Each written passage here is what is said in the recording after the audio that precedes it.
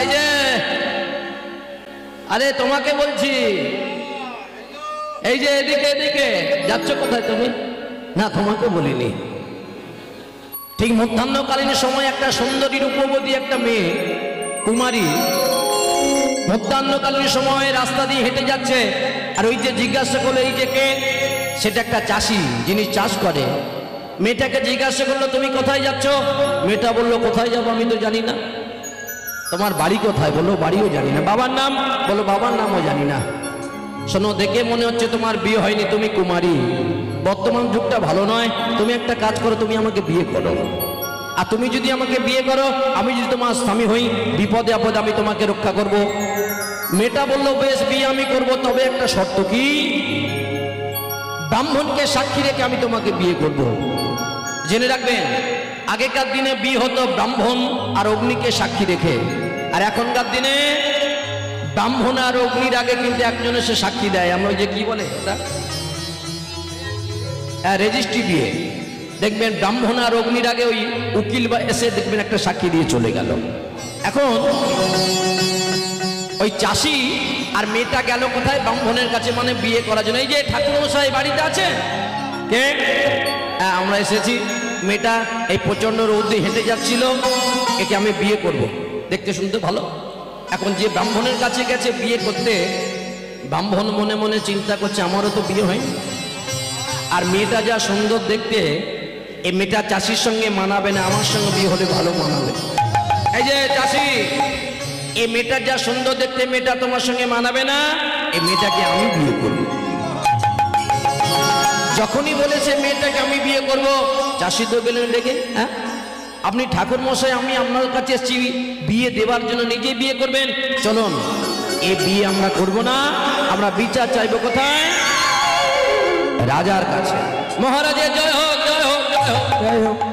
কে?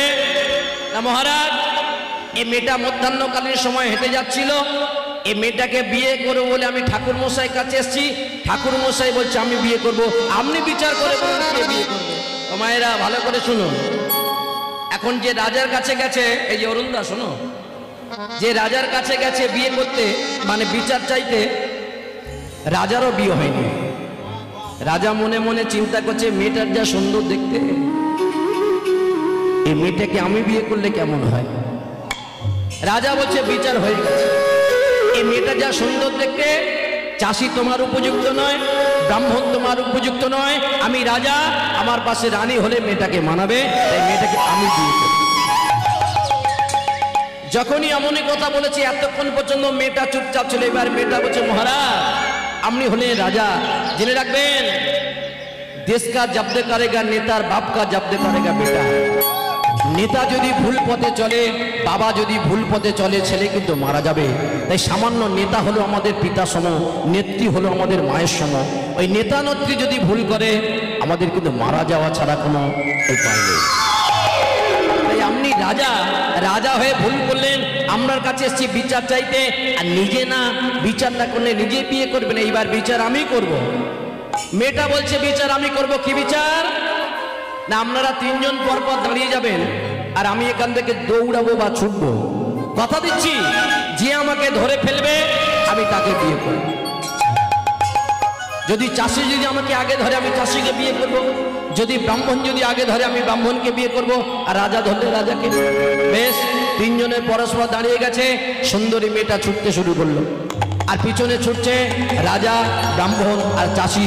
প্রথমে ছুটতে ছুটতে পড়ে গেল ব্রাহ্মণ, বাকি আছে চাষি আর রাজা। এইবার ছুটছে, দ্বিতীয়বারে ছুটতে ছুটতে পড়ে গেল চাষি। এইবার বাকি আছে রাজা। রাজা বলছে সুন্দরী আর তুমি ছুটো না, ছুটছিলাম তিনজন, দুজন পড়ে গেছে, বাকি আছে আমি। এইবার তুমি দাঁড়িয়ে যাও, আমি তোমাকে বিয়ে করব। মেয়েটা ছুটছে আর বলছে না মহারাজ, আমি বলেছিলাম যে আমাকে ধরতে পারবে আমি তাকে বিয়ে করব। মেয়েটাকে জানেন? মেয়েটার পিছনে আমার ঠাকুরদা ছুটেছে, আমার বাবা ছুটেছে, আমি সুজয় পাল আমিও ছুটছি, আমার ছেলেও ছুটবে। মেয়েটাকে জানেন? মেয়েটার অন্য কেউ নয়, মেয়েটা হলো ধন সম্পত্তি, টাকা পয়সা। বলুন, সবাই তো টাকার পিছনে ছোটে বাবা, ধরতে কি কেউ পারে? তাকে কেউ আমরা সঙ্গে নিয়ে আসিনি, সঙ্গে নিয়েও যাব না, তবু আমরা ছুটি।